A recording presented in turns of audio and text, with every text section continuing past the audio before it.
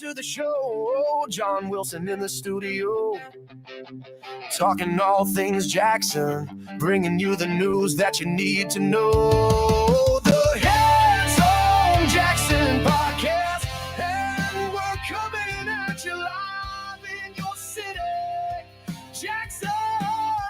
This is your time. Get your news from your neighbor, the people who care, unbiased and uncensored with pride, broadcasting to you live on the air.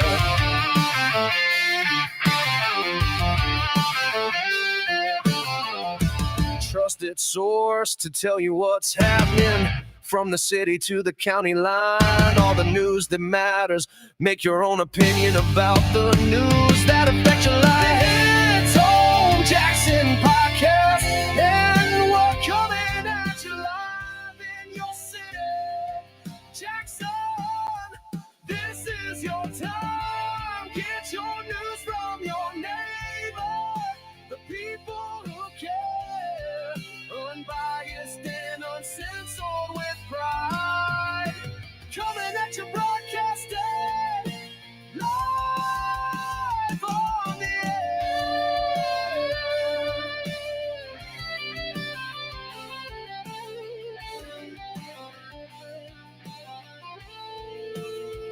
Yeah, the It's Home Jackson Podcast, and we're coming at you live from your city, Jackson, and we're bringing you your life. Get your news from your neighbor, the people who care, unbiased and uncensored with pride, broadcasting live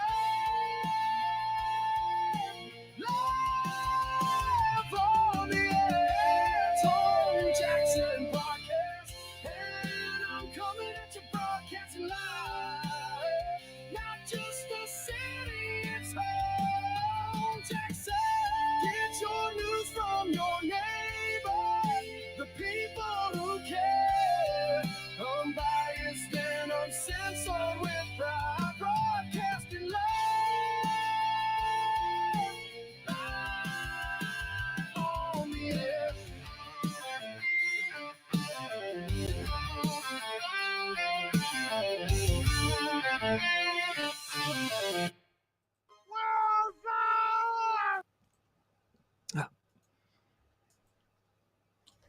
Thank you again for joining in on Episode 4 of Hits Home Jackson with John Wilson, where it is my objective to keep the law-abiding, responsible, hard-working, and retired citizens of the city of Jackson and all of Jackson County better informed on the important issues that our Jackson City Council and the Jackson County Board of Commissioners discuss and vote on with each one of their meetings.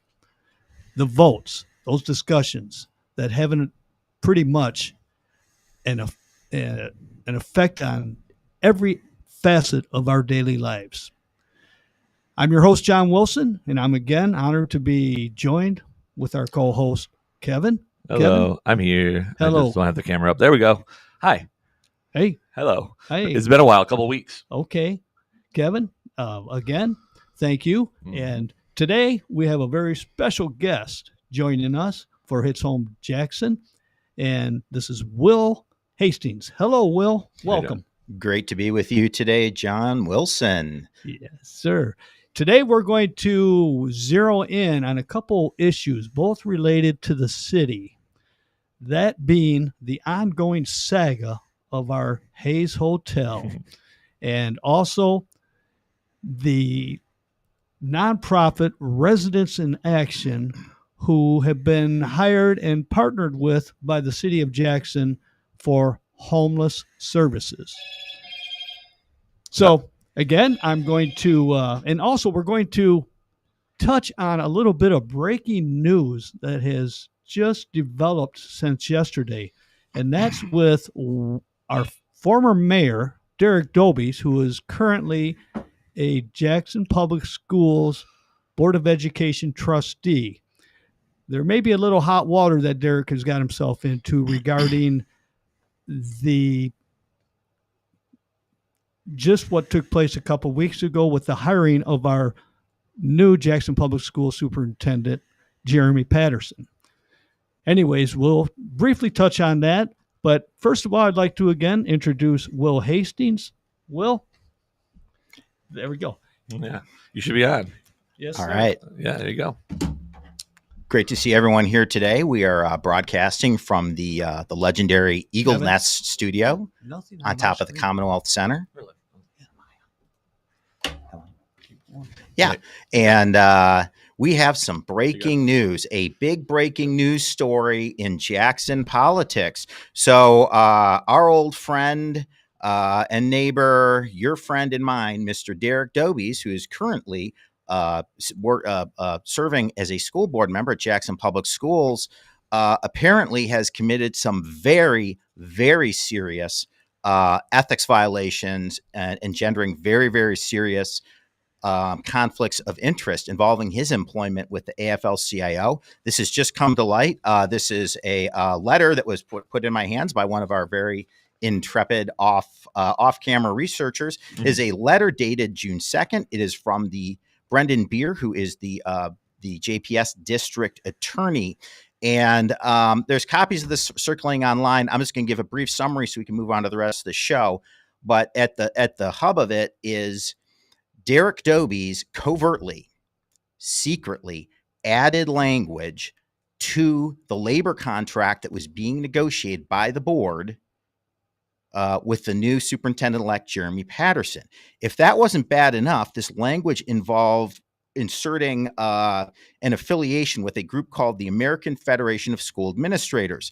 Now, the district lawyer notes that this group is not a professional group, is a labor organization affiliated with the AFL-CIO of Michigan. CIO. Derek Dobies, if you are not aware, is the chief of staff to the head of the Michigan AFL-CIO. He's the number 2 person in that entire organization. And there's this letter goes on to delineate in detail really the massive, massive conflicts of personal interest this engenders. So as I said, there's a special meeting tonight at 6 p.m. I am planning on attending. I'm planning to ask that the board ask for Mr. Dobies' resignation. We need your face and your voice at this meeting tonight. This is really a bridge too far, and this is the kind of scandal that we cannot allow to be papered over. So I have words from actually our actual mayor on that. This was from one of our off-camera researchers as well. If it'll play, there it goes. My concern is not the concerns of the constituents. By far, that's not my concerns. very well said, Mr. Mayor. Yeah. That breaking news. I had a direct line from him. That is awesome. Yeah. But, it's not surprising at all that Derek Dobies would. Awesome. Oh, that was a double awesome. That's It's a okay. double awesome. Double awesome. Yes. But anyways, it's not surprising at all that Derek Dobies has, again, somehow subverted ethics and laws. His tenure at Jackson City Hall, both as a city councilman who, in fact, was recalled from Ward 6, where I live, went on to become elected mayor nonetheless. But his tenure, let's just say, was a very storied one. Yeah. Yes. Not a storybook you'd want to leave around with small children present, Yeah. but a storied one nonetheless. And this is just the latest chapter as this guy rolls on. Yes. And you heard only here first regarding this breaking news regarding the Jackson Public Schools and Mr. Dobies.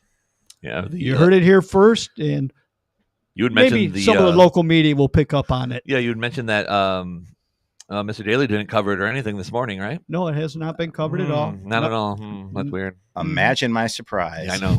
Good thing we're here. Yes, it is. Okay, let's start the show off with our two, what I consider two very important issues that City Hall is facing. Okay, and they seem to give themselves into, everything that we're here because City Hall delivers to us everything on a silver platter regarding issues. This issue is, again, the ongoing saga of our beloved Hayes Hotel, Hotel Hayes, which however you like to remember it by. And we all know that the Hayes Hotel has had a few different developers in the last few years who were supposed to develop the Hayes Hotel into a, once again, beautiful Hotel Hayes with restaurants, Or retail. Heck, into something. It I'll take anything at this point. take anything.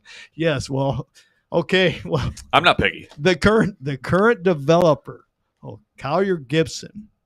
This, according to an expose investigative report by the Detroit News and even the Chicago Tribune, because they got their fingers involved with a few projects over there in Chicago. So anyways, the Detroit News 2 weeks ago did an expose again, an investigative report on Collier Gibson and some of the past and present issues that they are facing regarding their developments. Collier Gibson's armor has been tarnished, believe it or not. Uh-oh. Developer number 6. Is it 6? Number 6. I think I think it was when we were talking about it on the Sticks of Plan podcast. It was we were talking about 5 or 6. So 2 weeks ago, when just last week, when the Jackson City Council met, there had been nothing reported on from our local news, anything regarding what the Detroit News had published just a week before. Nothing. So I thought I would go present a public comment in front of our city council, mayor, city manager, city attorney, and community development director. Just a brief summary of what they may need to know if they already didn't know it. And I have to believe some did know it. I'm just going to read to you what I presented to the public or to the city council during public comment. Bear with me. Mayor Mahoney, City Council, Community Development Director Shane Laporte, City Attorney Matt Haggerty, City Manager Jonathan Green. Have you read the Detroit News or Chicago Tribune lately? If you haven't, I'll let you in on a little secret. Your latest Hayes Hotel developer, Collier Gibson, LLC, they're modern-day shysters. Collier Gibson and its tangled web of ties connected to LLCs and unscrupulous development projects, past and present, involving unpaid taxes, tax evasion, foreclosures, and developments that have gone into receivership, with even one of Collier Gibson's partners, Remo Poselli, who ended up doing some prison time for tax evasion. Recently, Collier Gibson used $1.6 million of a multi-million-dollar state of Michigan grant to pay back taxes on one of their developments in Metro Detroit. Again, they receive a grant to develop a property in Metro Detroit, an old hotel, just like they're doing here with the Hayes Hotel, and they ended up taking part of that grant and paying back some of their back taxes that they owed on another development. Mayor Mahoney, you said on a recent WKHM radio interview that nobody ever scrutinizes some of City Hall's multi-million-dollar projects, yet doesn't stop scrutinizing residents in action, which we'll get to here in just a moment. For your information, I had said to Mayor Mahoney, I have scrutinized each and every Hayes Hotel developer going all the way back to the first one, a local attorney who had big ideas but no money. And it has been the same since with each developer, other than each developer since trying to get as much public financing as possible to develop the Hayes.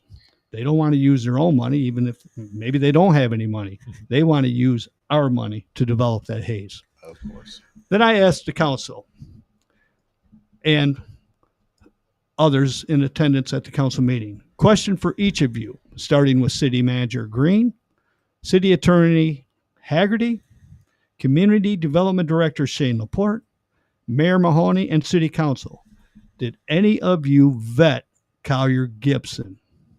City Manager Green, you professed your affinity to Collier Gibson, telling WKHM you instantly felt a, quote, brotherly love, end quote, towards Collier Gibson when they first met. And council members Will Forgrave and Christy Davis, after the vote giving Collier Gibson the development agreement for the Hotel Hayes, they both said they were, quote, super stoked, end quote.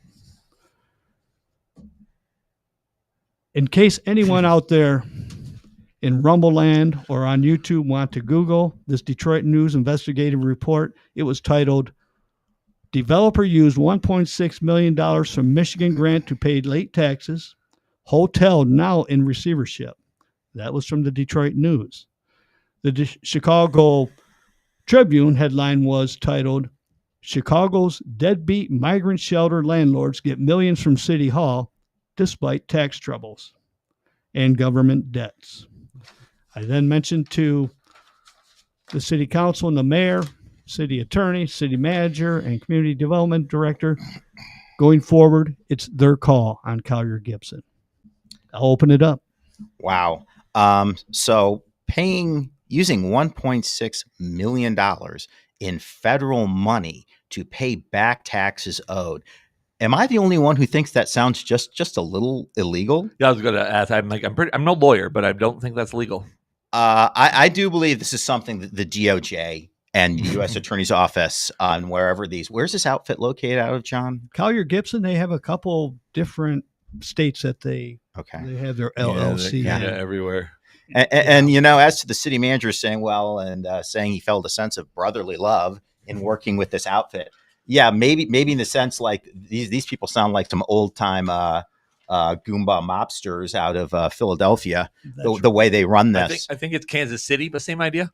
A small Google search I made a few episodes ago. I think not even on this show, and the other show we had John on. I learned more about them than I think the city council knew about them. And literally, I just Googled it and clicked on a website. Right. And I knew they were former athletes. Pretty much everything I needed to know. And I stated my opinion on it. I'm like, I don't think this is a good idea. Mm-hmm. Yeah. That's why I did. I asked the city council, the mayor, and again, Jonathan Green, Shane Laporte, Matt Haggerty, 3 top City Hall officials. Did anybody vet Collier Gibson prior to this sweetheart deal that they formed with Collier Gibson, City Hall's new partner for the development? Well, the City Hall's real good at puppy love. They get into puppy love, and then we got 6 developers later. Right. And after there was nothing on the agenda regarding Collier Gibson, the meeting that I gave this public comment to, nothing on the agenda. Nothing was spoken in regards to Collier Gibson during the meeting, even during the comments that the city council, mayor, city manager give at the last part of the meeting. But WKHM had a reporter there, so that reporter must have went back. I'll say, oh, thank God, they probably reported on it deeply, right? They did not report it on their top of the hour news the following day, but the mayor has his weekly Wednesday interview on WKHM with Mark Daly, and the mayor just so happened to bring along that following morning city manager Jonathan Green with him for the 25-minute interview with Mr. Daly. Mr. Daly did ask them about Collier Gibson. Good. And here's a quote from Jonathan Green, our city manager. Jonathan Green brushed it aside and told Mark Daly and WKHM listeners that, quote, it's just a flash in the pan, end quote.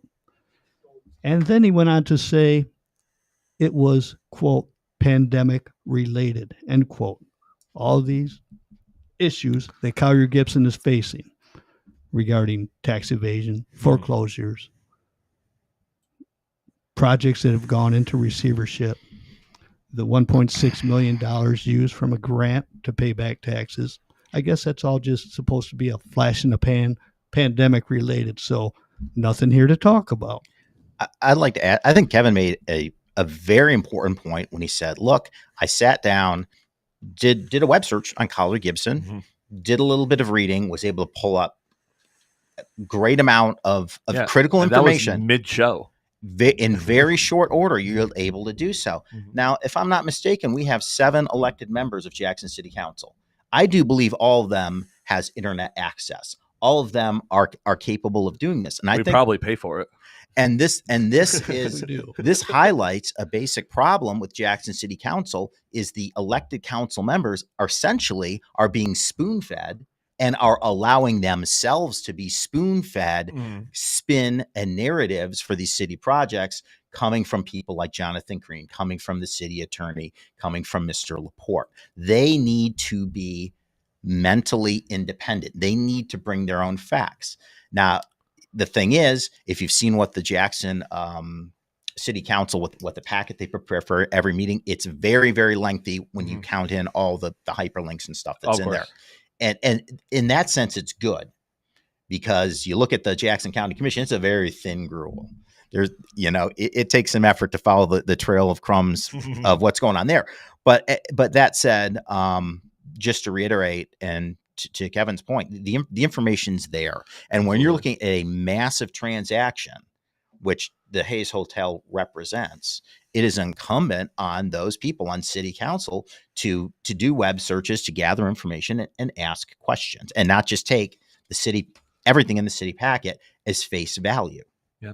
I want to take a quick second to address the chat. Just monitoring that. First of all, they said John and Will should run for mayor together. But also, what can be done to hold these elected officials accountable is a question. And Steve asked. The ballot box. And that's actually, Roy Red in the chat also said vote a lot. Yeah. Here's a not very fun fact about the city of Jackson. So in our last council and mayoral election, which occurred in the fall of 2023, Mr. Wilson was on the ballot, Mr. Mahoney was on the ballot, and 3 of the wards, which is half the city wards, were on that ballot. Okay. So the turnout of registered voters to vote in the city, to vote for their own mayor and their own councilman for the half of the city that had council races on the ballot, the turnout was 16%. That's 1/6. So in other words, 84% of people aren't voting. And given the issues we have involving crime, involving roads, involving special assessments, people get nailed with $25,000 assessments if they show up to fix your street. Right. It's like, hey, it used to be, a generation ago, they're going to fix up and fix my street at long last. Hip hooray. We pop the champagne. Now it's like, I'm going to have to take out a second mortgage on my home and start selling blood. We've talked pretty in length about that as well. I mean, it's in some streets don't have to pay it all. But if you do it for, what do we say? If you do it for one person, you got to do it for everybody, right? Sure. And they've now set precedent. Yeah. First of all, the precedent was set years back for the dig downtown, where they did not assess any property owner along West Michigan Avenue. And it just so happens to be that one of the property owners just so happens, again, to be our county commission chairman, another JTV Enterprises, and on. Awesome. None of those property owners along West Michigan Ave during the downtown dig were assessed a dime. So, awesome. I think so also. It took a second, but I found it. It's right here. I got it now. Again, never assessed a dime. We touched on this before. That is when precedent was set. And I was back and forth in front of city council, voicing my opinion on that during public comment when other streets were being considered for total street reconstruction, mill and paves. They were going to assess these property owners, these homeowners, thousands and thousands of dollars to have their streets fixed. And why did they need fixing? Well, that's the fault of past and present elected officials and city hall officials, because they did not maintain properly the upkeep of our city streets, mostly the neighborhood streets. Years of neglect, decades Yes. of neglect. Yes. So they don't assess West Michigan downtown property owners. They don't assess MLK Junior Drive homeowners, property owners for this total street reconstruction that's taking place right now. They did not assess the homeowners, the property owners on the east side, on the north end of Michigan Avenue, those streets that are currently under total street reconstruction. They did not assess them. So going forward, I don't see how they're going to be able to assess one single homeowner or property owner to have a street fixed. So you know what their solution is going to be? You just don't get your street fixed. So they're going to pick and choose. Someone's got to pay for it. Well, they're going to pick and choose what streets get fixed with no assessments. Mm-hmm.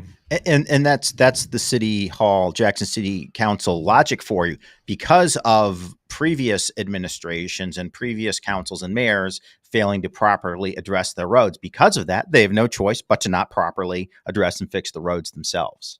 Eventually, That's pretty self-serving to me. expect soon, and they're going to have to make sure they place it on a ballot that doesn't have other millages on that ballot. But the city council will vote to place a street millage on the ballot. I'm going to just assume in the next year. Maybe. Yeah.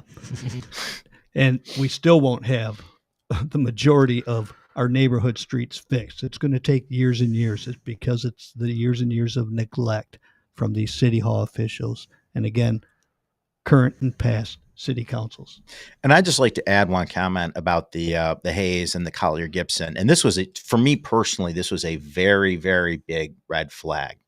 So the developer who is engaging the Jackson City Council to develop the Hayes previous to Collier Gibson, they had been in that lane for, I think, at least a year and a half. 2 years. 2 Minimum. years. 2 years. They were regular visitors to Jackson City Council meetings to give updates. Very warm, very friendly relationship. And in the course of, I'm sure they wined and dined them quite a bit too. and in a New York minute, or maybe we could call it a South Jackson minute, they got kicked to the curb. And what's even stranger than that, with no real satisfactory answer given, but stranger than that is that Collier Gibson was right there to step in. This is a very large and expensive project, is a massive capital commitment. This isn't just something you walk into, like walk into Walmart to get your 4th of July, T-shirt for the cookout. This is a massive, massive commitment. The fact that they were right there waiting in the wings and essentially, walked in through a revolving door as the previous developer was walked out, who had a very friendly relationship with everyone at city council. There are unanswered questions here, and the red flags are obvious. So thanks for bringing this one up. Oh, yeah, no, let's not forget, City Hall is currently sitting on $4.5 million for this developer to assist with the Hayes development. I would have to believe that these developers come out of the woodwork when they know there's this federal state money they know where they know it's there. available. Oh yeah. So they come in, they see, Hotel Hayes, historic tax credits, etc. They'll end up, if it ever becomes developed, tax abatements. They won't be paying property taxes. Anybody that they're not citizens lives there, their taxes, the income taxes, that this is another tool that MEDC uses that allows to be used for local developers or for a developer. They can take the amount that you pay in city income taxes and apply it towards their account. So they can make money off of our money without being in our community. Yes. That makes sense. Yep. It's unbelievable. This has been taking place now for a few years for large developments. They can take those who live there and work and pay an income tax. They can take that income tax that they're paying. The city will reimburse that developer that money. Yeah, and once the project is done and they have the ribbon cutting with the giant ceremonial scissors, they're out the door. And if there's any issues with that development, the city, which obviously includes the people who live in the city and pay for everything via their tax dollars, becomes the bag holder. And we have not heard the last of the previous developer who was kicked to the curb. Well, I have a quick question about previous. So we're in developer 6. Obviously, these developers were awarded something monetarily, I'm assuming. Where does that money go? Gone, into baby, their gone. own home improvement? Right. Well, I'm not sure how much in actual dollars and cents that any developer has I been don't care if it's given. $1. Right. But it's everything that, We have a dilapidated building downtown, and well, it's got a new roof, oh well, that's nice. What did they pay for that new roof? Gosh, I believe like $60,000-$70,000 for this new roof.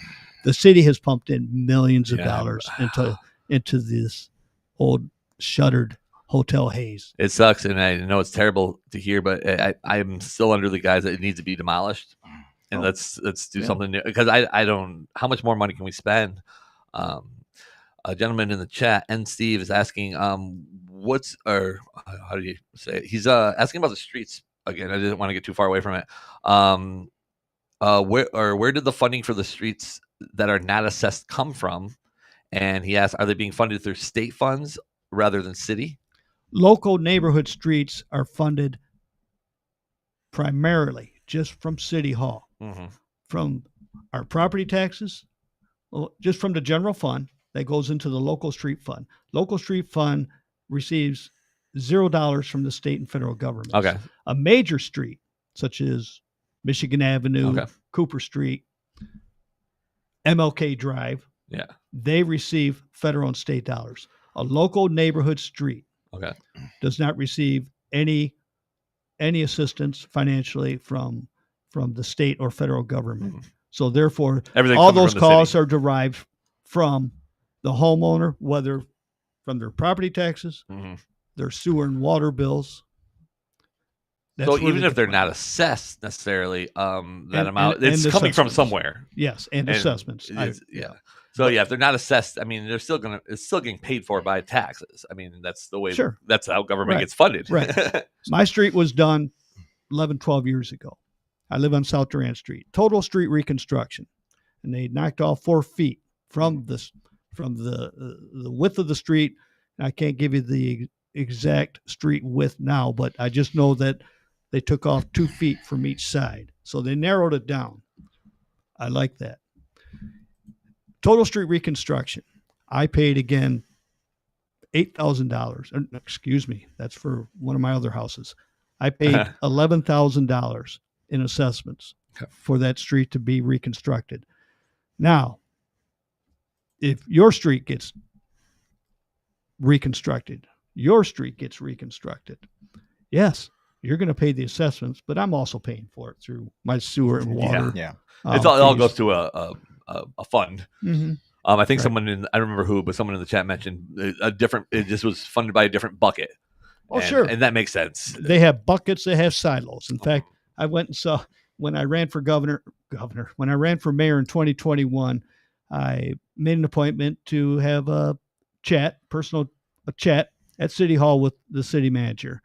And Jonathan at the time, and I like Jonathan personally. I do. I've always liked Jonathan personally. I've known him for years. But anyways, Jonathan said, and I already knew, he tried to explain to me like I was in kindergarten that there's different silos of money for different projects. Okay. Thanks, Jonathan. well, thank you. But as you made a point, since when they do rip up the entire streets, the strategy is to reconstruct, do everything, including the water lines and including the lead lines going to people's houses. But so a substantial amount of that has to come from the water fund, right? Yeah. Well, there's been a 103% in your water rates and sewer rates living in the city of Jackson from 10 years ago to the 2016 year. And they have a proposal on the table right now to raise those rates further by $13 per house per month. Right. For me, that would work out to a 25% increase in our current water bill. So they are nailing the people of Jackson. We know there's people on fixed incomes. We know there's working poor, working class people who it's a Cannot struggle to afford pay it. bills, and they've been nailed for a consecutive decade on these water rates. And and now, bend over. Here it comes again. They want to hit you with another $13 a month. And yet there's no road reconstruction to be seen that isn't paid by outdoor sources. And the $13 a month was the low cost estimate. Yeah. They had 3 different options. They could They're go asking by. in the chat real quick. How many times have you ran for mayor, John? 3 times. 3 times. Okay. Twice on the ballot, once as a write-in. It looks like Miss Hastings said that he ran 2 times, but I thought you would ran 3. So 2002, 2003, 2001, and No, is that right? we're am I off? 2021, 2023, Mm-hmm. and okay. it may have been 2015. Okay. Yeah, I've had my name on the ballot Mhm. for a few different offices, Yeah. city council, county commission, and mayor, numerous times. Just haven't won that big dance yet. It happens. Yeah. Always a groomsman, never a groom. I was a groom once, but anyways. Anyway. Okay, so, and let's not forget, they will use those lead water lines as an excuse, part of their excuse to increase our water rates. Mhm. Yet, the federal government handed to the states billions, hundreds of billions of dollars to the states. So the states then could divvy it up and hand it over to their local units of government for the service line replacements. And they do. City halls received money from there, but they always use their excuse that they need that money to help with the lead service line replacements, knowing that there's grants out there to pay for it. It's almost criminal. That almost Yeah. is a word. I think it's very criminal. Okay. I'm pretty sure everything we've talked about has some kind of criminal aspect to it. Well, the Jackson City Council calls it a water fund. Sounds kind of like a slush fund to me. I was about to say Right. slush fund earlier, and Yes. I did it. Yes, but- and Green also mentioned last week when he was on with WKHM's Mark Daly that the water fund was pretty much depleted back during the dig downtown, so they had to keep raising our rates to get it back up into the $14-16 million range. Now, MLK is under construction, now MLK Junior Drive, and those water funds again are going to be close to being depleted. Yeah. For that huge project, very, very big project, 2 miles. Is Yeah. it 2 miles, I believe? Yeah. And good luck asking anyone in the city of Jackson for a 5-figure street assessment to fix their streets when we now have the precedent that the city basically gave a waiver to all the people who lived on MLK Boulevard, a full and complete assessment waiver on the assessments they would have otherwise paid. Yep. And that one doesn't go over well. And I remember at the time this was being discussed and approved by city council going in and saying, if you choose to do this, you're going to be living with this decision for a long time to come, because every time you try to hit a homeowner anywhere in Jackson with street assessments, someone's going to whisper in there, you know what? MLK homeowners didn't have to pay, you do. That doesn't go down well with people, nor should it. It's a terrible double standard, and it's a terrible precedent. And I promise I will continue to remind those homeowners on any street that they're considering for a street reconstruction, just on what you said there. Yep. I will remind those homeowners. Okay. Let How the word about go if forth. we discuss a little bit on residents in action? I Yeah. consider the residents in action City Hall's preferred nonprofit to deal with slush fund. our homeless issue. Yeah, it's like they have an all access backstage pass when it comes to Jackson City Council, when it comes to the attorney, when it comes to the mayor and the city manager. They have gone to the wall for this entity so many times. So there's some major, and I consider very major, late breaking news on residents in action. This really has not been discussed. I've not seen this discussed on the internet. And I certainly know it hasn't been reported. And I don't think Mark Daly will be leading a show on this one very soon or asking the mayor about it.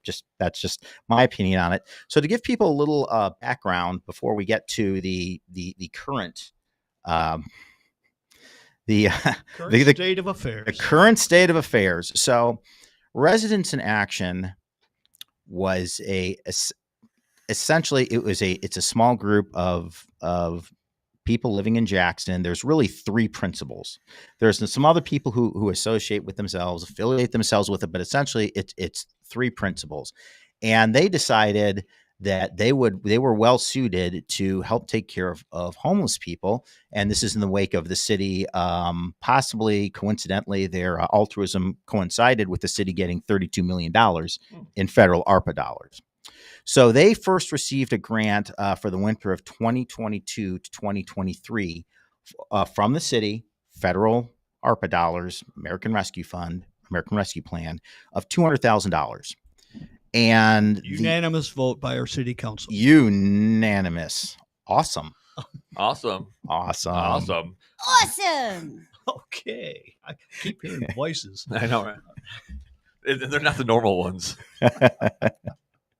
So they were awarded $200,000, and the gist of that was used to basically to handpick, to gather up some homeless people and take them over to the Travelodge and America's Best Inn, and essentially book them into hotel rooms for part of that winter.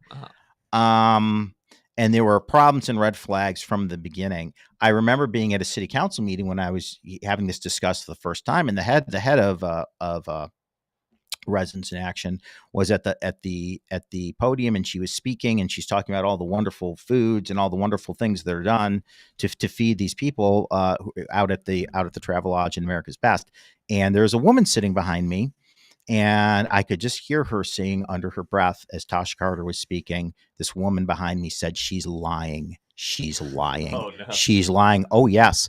I spoke to this woman after that meeting. She was, let me just wrap this up real quick. And she did not want to give her name. She's involved in nonprofits in Jackson. She's a very credible, she's a retired professional woman.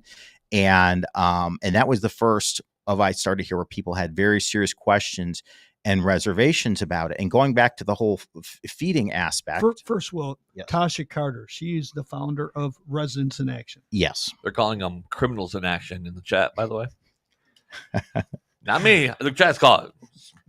I don't have a problem with that. Do you? No, I'll allow it. Okay. So, and it kind of showed you the wavelength these people were on. And I remember attending a city meeting, and they were talking again with Residents in Action.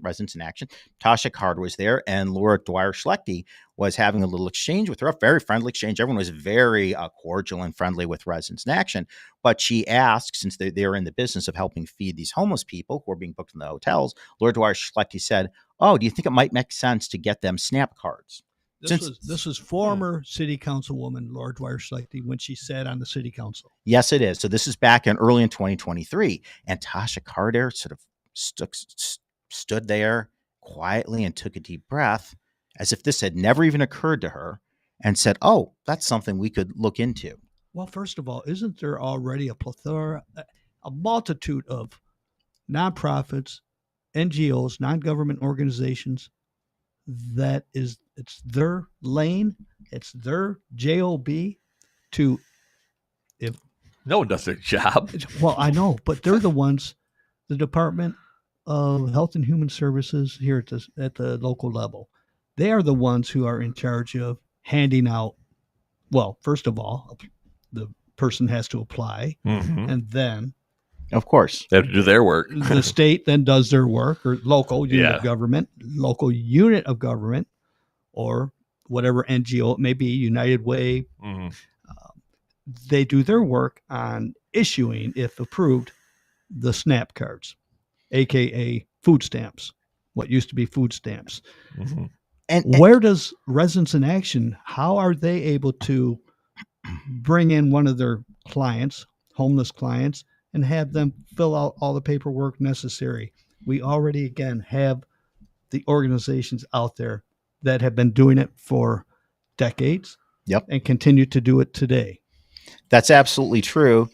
And I just lost my thought for a second, but yeah, but it begs the point. So basically, their original plan was we're going to book and we're going to put these people in hotel rooms for the winter, which sort of begs the question: is there any reason why someone at City Hall, why did they need a third party to do that? If they wanted to spend that money accordingly, could they not have negotiated directly? Okay, and they'd have the pull of being with the city of Jackson, having the city attorney behind you, city manager, and so forth, possibly a member of council. Could they not have negotiated directly with Travelodge and America's Best to get those rooms? Why was a third party necessary at all? But this is just the beginning. My opinion is that someone's dipping their hands in a pot. Well, it's not just your opinion. Well, You mentioned the SNAP program. They also were issuing out gas cards. oh, Yeah. So wait a minute. Yeah. I could have got gas cards, but I have to live at Travelodge, so I'm out. And if you read any of their financial reports, you wouldn't be able to make heads or tails of who received these gas cards and how much of the $200,000 was spent on gas cards. Mm. I mean, gas cards, that's a hot, that's a So, pretty, so they have a vehicle. Why can't they get a job? Well, that, so yeah. That's the question. oh, they live in their car. That's Well, what you'll be told. No, they're living at the Travelodge and getting fed 3 meals a day. Yes. So when it came time to do accounting for this money that was spent, they dragged their feet month after month after month, and when they finally did provide accounting, I really wouldn't call it accounting. It was not independently reviewed or audited. It was literally hundreds of digital photos of receipts, hundreds and hundreds and hundreds and hundreds and hundreds. I believe it was like a 250-page attachment to the city council agenda. If you pull that on the IRS, you're okay. Yeah, my tax if guy you're yells at me every time I bring him a box of receipts. He's like, no, just no. But if you were to do that with an Yeah. actual governmental entity that you Mhm. had to account for, and you did that in such a fashion, I wouldn't be surprised if the guys with the battering ram come to your door. I wouldn't be surprised if your bank accounts get garnished and you get hard audited. Yeah, especially a nonprofit. Especially which at the time, I'd like to make one more point. There's so much on, I have to kind of race through it. There's so much, guys. We could do several shows on this. But when RIA, when they had several entities who were initially bidding for these funds, they got the contact from the city, despite number one, they submitted the highest bid. They submitted the highest bid. And number two, even more importantly, The highest bid. yes, As they it costs the most amount of money. Yes, they submitted the highest bid. And secondly, and this is going back to the original grant, winter 22, 2023, and the Travelodge and all that. The second thing is at the time, RIA, Residents in Action, was not an accredited nonprofit and did not have 501c3 service, other status.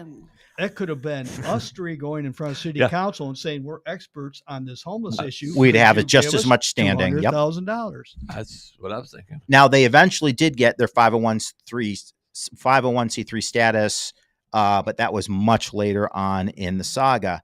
So they went on. The city also did a cattle call. They wanted to sell the T.A. Wilson building, make it a homeless shelter. That was the plan. That's what we're all told. Several. Sorry. We have two rules. We sure do. It's always nice to have the mayor chime in.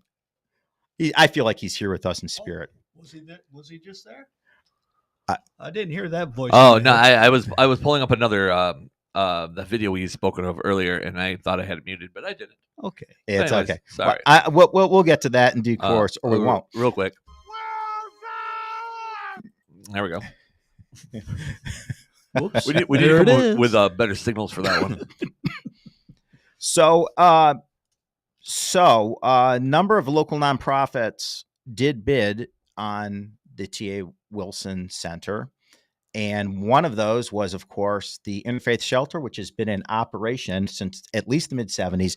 It has been in continuous operation longer than most of the majority of members of the city council, including the mayor, have been alive on this earth.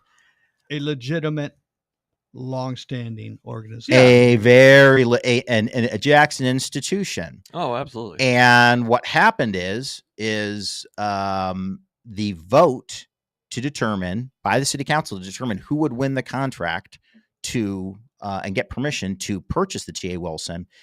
It was added to a city council agenda by the Vice Mayor, Freddie Dancy, after that meeting had actually begun. Interfaith didn't know it was going to happen that night. Here's who did know who was going to happen that night. Imagine that. Residents Action was out there in numbers, and they trooped up one after the other, after the other, after the other, speak on this. And initially, there was at least 2 or 3 that the council members were taken aback. They said, we weren't ready for this. We haven't been able to do Their due diligence, Right. and all that kind of thing. But the mayor went into his thing. The mayor went on a roll. He started kind of, trying to filibuster them out of their reluctance. He did so, and the purchase went to them. Well, and that sounds pretty shady, definitely. And I mean, it's kind of, although I said it in a post yesterday, at least he's keeping his word. We got 2 rules, Brother Wood, and the 2 rules is like, we're not going to hell or jail for nobody. That's like my campaign motto. We're not going to hell or jail for nobody. Well, that might change. Don't mess with Mayor Mahoney. Except for maybe Citizens in Action or Citizens in Action. yeah, Residents. maybe. I'd like it. Hey, we could So- probably get ourselves a nonprofit form to call ourselves Citizens in Action. Is that Yeah. yeah? That's it. But, Get some of that easy money off that magic Yeah. grant tree. either that or commit tax evasion and get millions of dollars to not renovate a hotel. I'm in. So check this out, guys. So that vote, that allowed Residents in Action to purchase the T.A. Wilson, that was maybe March of 24, maybe early April. So the city manager and the city attorney drew up a purchase contract with the stipulation that due diligence would be completed on May 12th, 2024, and the sale would be completed by like 3rd week in May 2024. Okay. It wasn't. And this dragged on into the summer, dragged into the fall, dragged into the spring. Which is costing more money. Well, they were given while they were present in that building, they got to continue to stay in the building. They were given permission or an agreement with the city to allow them to rent that facility for $1 a month. I heard that I believe on the Stick to the Plan podcast with my father. The whole $1 down, $1 a month kind of thing, Yeah. and that always works out well. I mean, you can't even get a small soft drink at McDonald's anymore for $1. No, I you don't can't. think. No, Well, and I wonder if that included or excluded utilities. Supposedly excluded, but anyways, there's more to that. But so finally this was sort of a news item that was rapturously covered. Finally, this year, a full year later, a full year after that transaction was supposed to be completed, Residents in Action showed up at Jackson City Hall on April 29th, April of last month. The press was there. TV news was there. I believe the SitPat everyone was there, and it was a rapturous moment. They walked up with a $150,000 check. Hugs were exchanged. Our city manager was in teddy bear hug mode. It was heartwarming. To be perfectly honest. It was a big group hug. I almost came to tears. Almost. Was it one of those giant like joke checks though? Like No, it was a small one that looked like it had been like kind of crumpled at the bottom of someone's purse. But I wasn't there at that meeting, and I'm really glad I wasn't. But there is so much they. more. There is so much more. And actually, if you go to the City of Jackson website, this is how they. I just wanted to toss this in before we move on. Yeah. This is a quote on how they describe Residents in Action. Residents in Action is a support network of community influencers focused on improving the lives of Black residents and others who have historically experienced inequity. Now, I'm not sure if the city attorney may not seem to be really completely aware of this, or certainly not the people in the Residents Action, but we have civil rights statutes in the state of Michigan, isn't that racist? and federal civil rights. I'm not even worried about the racist part. I'm just saying it is explicitly illegal to racially favor someone, especially when you're being funded with federal money that's getting. But Mayor Mahoney's not going to go to jail for anyone. He's not going to jail, and John, he's not going to hell. He's going to hell, but a fond saying is he's actually meant. I think he used that same language at the State of the City address. He's kind of fond of that one. he says it's his campaign motto or logo or slogan or whatever. So I'm sure he said it a lot. You practiced it in the mirror. They should get up on a big banner with a hellfire in the background. I think that would be a big winner. I'm making him one. He did not. You never heard him say anything like that when he was running for state representative. Oh no. That's only when he's there at City Hall with. Well, yeah. Well, he lost it. He's got the bully pulpit. He lost that race. Maybe he should have said something. No, I'm glad he didn't. God. So back to residents in action. The city originally purchased that building for $150,000. They put $365,000 of improvements into it. Okay. They spent another $150,000 on these mini so-called pallet homes, which were not in use January and February, the coldest January and February we've seen in maybe a decade. Hang on, John. So by my total, the city spent at least $665,000 on the TA Wilson, so Residents Action got to pay less than 23 cents on the dollar, and they've received, by my estimate, over $835,000 in total subsidies from the city. That's how favored they are. And wait till you hear this update. You've heard this is, folks. This is just the before. This is the prologue. I haven't heard this yet. You're gonna love this. This was post $500,000 grant that they were given from the state of Michigan. $500,000, and that's where they presented the 150,000 to purchase a TA Wilson. And I'd like to see the line item where they actually did purchase it, other than possibly the way City Manager Green gave that big old hug to Miss Carter. Where's that other $400,000? I would almost have to believe that Miss Carter would just let that $150,000 go. It's on me. So go ahead. So this is bringing up to the present day. They presented the check to purchase the building on April 29th, last month. Rapturous night, people high fives and group photos, and Jonathan Green hugging anyone who couldn't move fast enough to get out of the way. Well, there's an update to the story. Of course. They got the keys to J.A. Wilson on April 29th.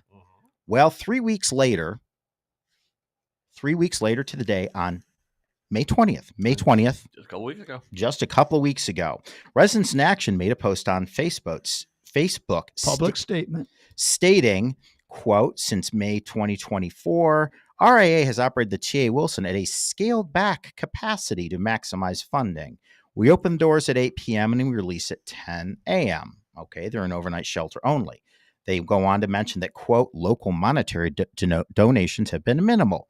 But here's the money shot, guys. Quote, regarding closure of the TA Wilson Center, we have plans to close the shelter, to regroup, do a deep cleaning, make some repairs, do some shopping. Well, that's nice. That's even awesome.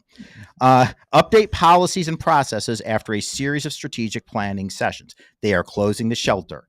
Secondly, and I quote again, the date for closure has not been set. However, it will be this summer so we can prepare and reopen before the cold winter season. Awesome. Two awesomes on that one. We almost deserve a third. I'll settle for two. Yeah. So I got three. So check this out. Yeah. So from the beginning of the summer until cold winter season, depending if you want to find that as November, December, it sounds like they are closing that shelter for approximately 5 months. Any homeless person is there, they are getting discharged on the streets.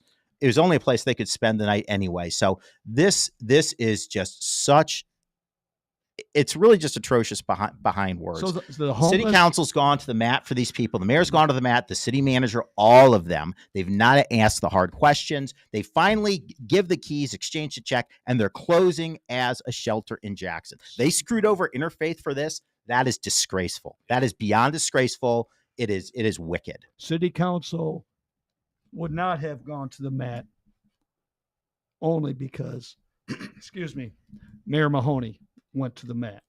City council just follows whatever Mayor Mahoney. That's not the way that should work. Well, that's the way it does work with our current mayor and city council. Someone says, I just missed it. Mayor must be counting on the sin all week, repent on Sunday method. What, don't the homeless matter during the spring and summer and fall? No, I guess not. So we'll continue seeing only when they're profitable. The homeless pushing around stolen shopping carts filled with their life belongings throughout the summer. Yeah. So if you notice an unusual swell in homeless activity in Jackson, be sure to thank the mayor, the vice mayor, all the members of council, Mhm. and the city manager, because they all had a hand in this. Yeah, absolutely. They all had a hand in this, and it is really just a betrayal, because this was a multi-year plan going back when they started approaching Jackson Public Schools about using the T.A. Wilson building. The T.A. Wilson building was a former school. And boy, did the JPS had no problem unloading that T.A. Wilson school onto Oh, I bet City it's Hall. probably, How much did City probably a Hall whole. pay for that? $150.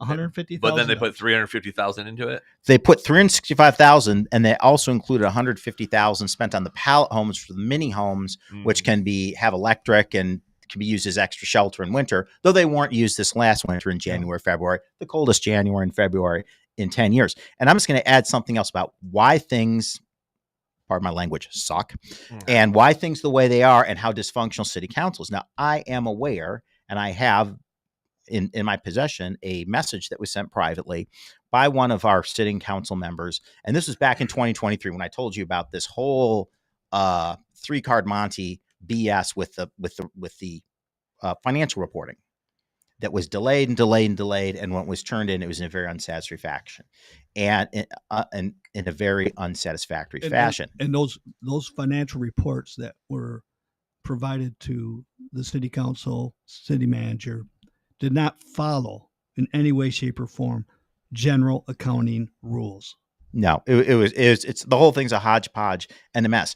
But so, as I was saying, one of our current council members at the time commented to someone asking him about the accounting issues with residence action. So this is going back over 2 years, or about 2 years, 2 full years. And he said, I will never do business. I will never support this entity again. Yet the person in question has gone to support them time and time and time again. And you cannot get a single person in Jackson City Council to stand up. I mean, you think it'd be pulling teeth for them to call out the red flags, the discrepancies, what seems to be wasted, misused funds. There is a whistleblower that came to city council, one of the homeless people purportedly being helped back in 2023, and spoke of that they were being fed low quality food and in a haphazard fashion. Okay, when they're out at the Travelodge in the America's First, and that has been corroborated to me by someone else who is at least one boots on the ground person there. And that person who came to city council and stood at the podium as a whistleblower, was relentlessly harassed, and they were forced out of their hotel room. That is a fact. I've spoken with that person. So it is a long and sordid saga, but I think to me is just breathtaking. 3 weeks after getting the keys to Wilson, and they're closing their doors. Criminal. And they may not I would not be the least bit surprised if they do not open again. Well, then if they don't, they're not going to be in line for another $500,000. Right. I'm about to get in line. I need 500,000. But they're continually citizens in action. I'll take 500. But guys, if you look at the core group involved with residence action, they are continually branching out into new nonprofits and new nonprofits endeavors. You got to diversify. Yeah. There's one called Partial. The money is easy to obtain. There's one called Partial to Girls, and essentially they have they try to provide various services and dry goods and different things like that for women and girls. That's diapers, formula, right. Basic food stuffs, things that so they mothers. Say. So they say, and you can see the pictures of them doing that. But it's hey, the show must go on.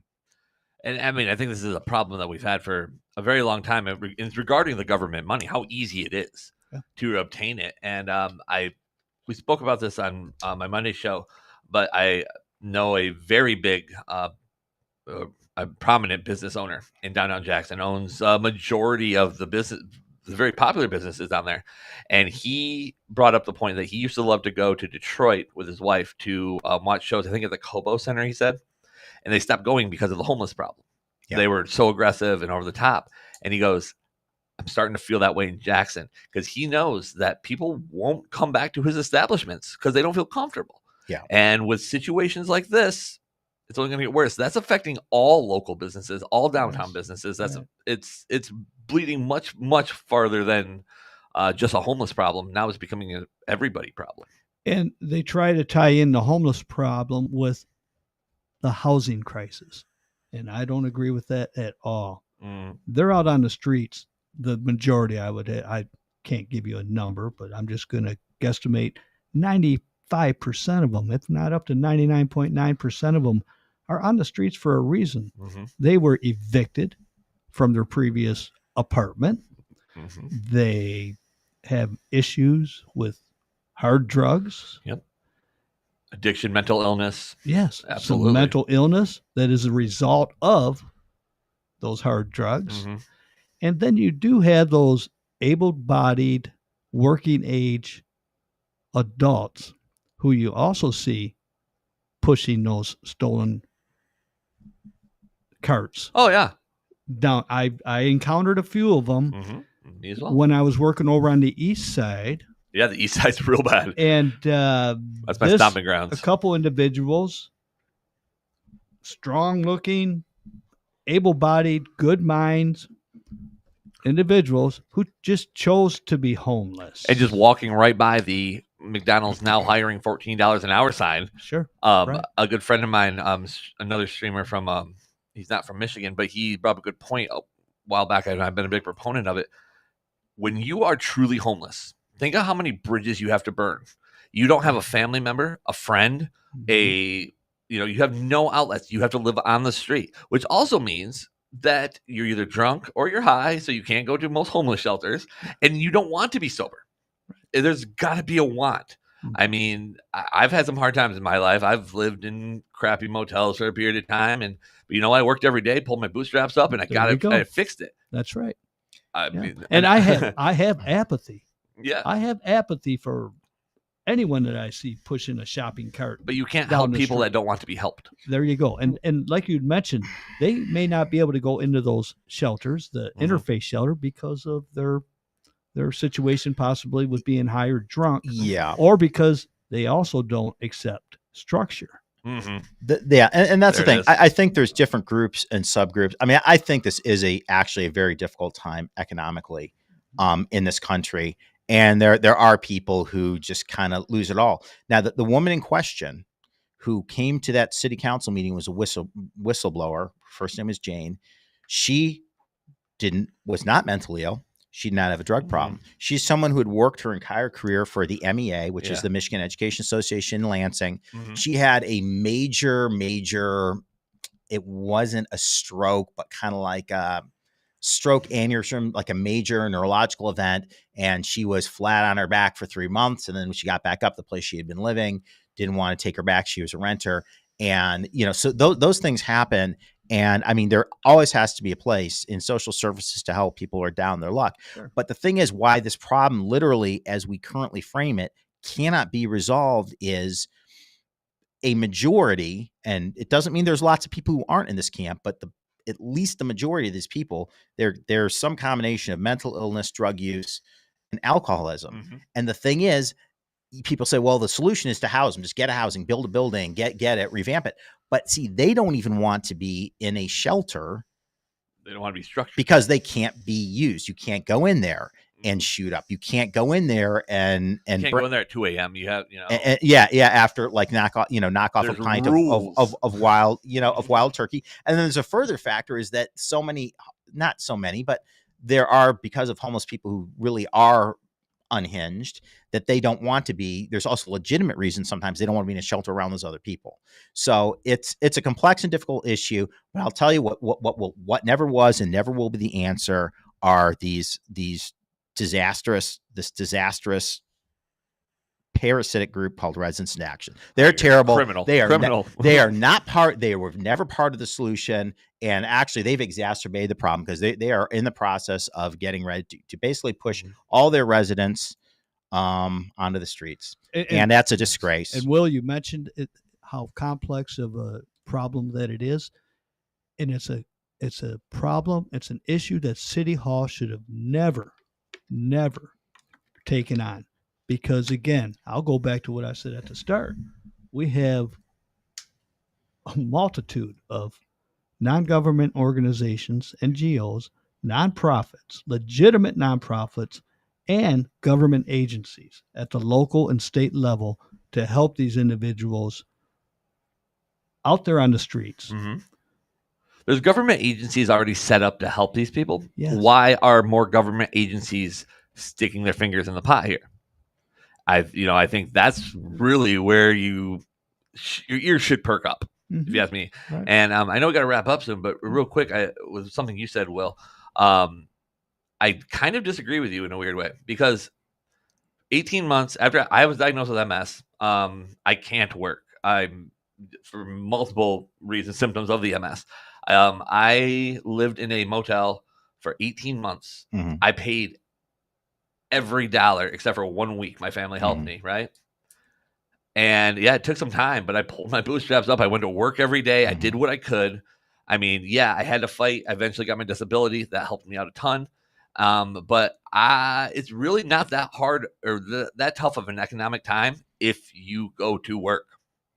I go to work every day, and like I said, luckily my disability was able to go through. I had to fight for it, but that's not very much money.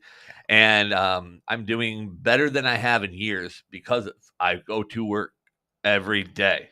I do something. I built the studio. Anything I can do, you can always do something.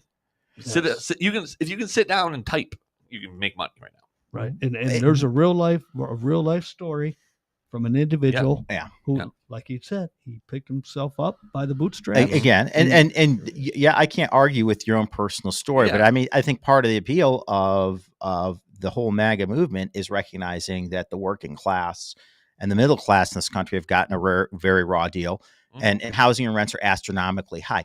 But going back to your point, and I just want to add something. I wish this would have really impressed both of you. I'm not sure if you remember this from watching city council meetings, but when the people first came in, Interfaith and Residents in Action and some other people to pitch, there was one guy who is from out of county, but he'd experience in this, and he basically had this very detailed proposal on how you get people in. It's very structured how they live. They're working every day. They're building towards independence. Right. And this guy he really, really had it together. And it shows that there is a way. You want to be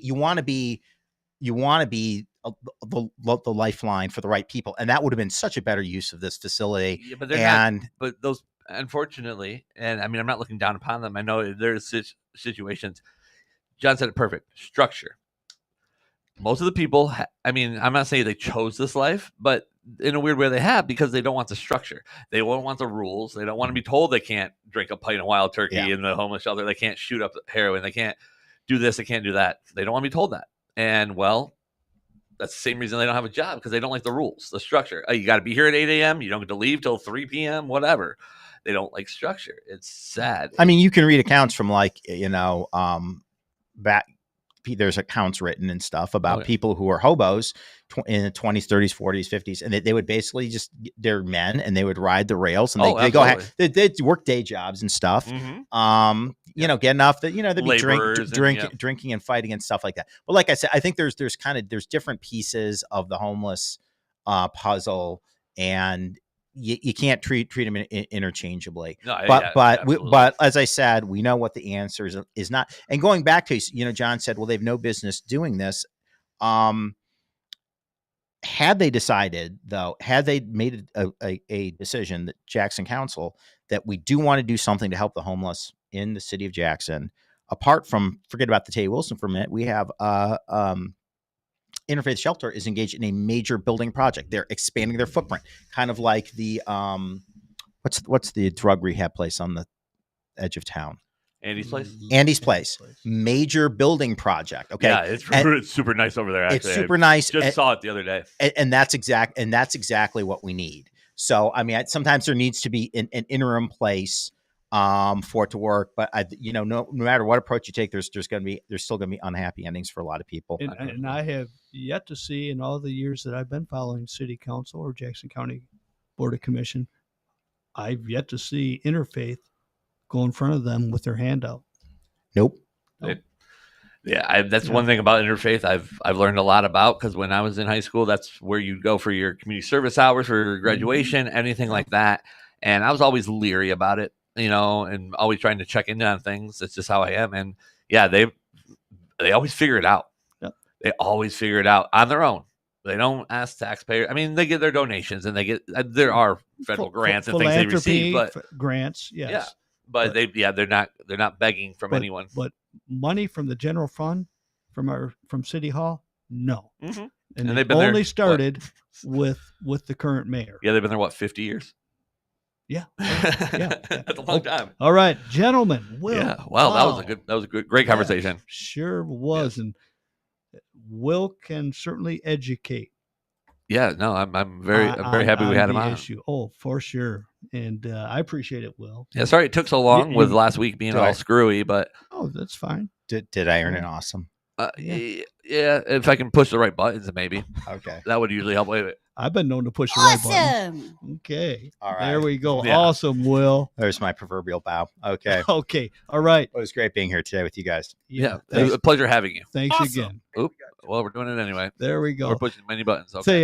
Yep. And we'll see you all in 2 weeks for episode 5 of Hits Home Jackson with John Wilson. Yeah. Thanks again. Yep. Thanks again, Will. Thank you, everyone, for watching. And I'm just killing time because I got to find the right button here. Guys, make sure you follow this channel and like this stream. That's important. Please do. We have a Facebook. Check out the Facebook too. And that'll keep us going. Yeah, awesome. Like so that stream. here we are, guys. Have a good night. See you next time.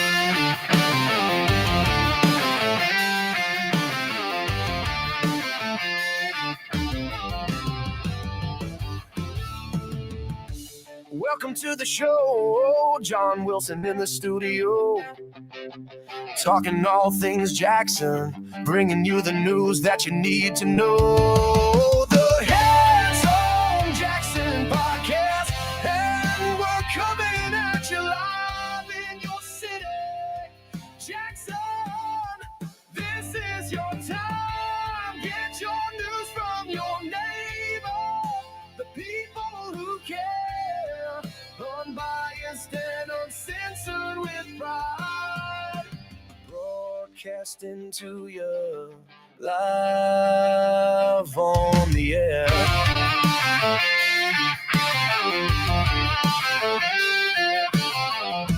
Trusted source to tell you what's happening from the city to the county line. All the news that matters. Make your own opinion about the news that affects your life. Jackson podcast, and we're coming at you live in your city. Jackson, this is your time. Get your news from your neighbor, the people who care. Unbiased and uncensored with pride. Coming at you broadcasting live on the air.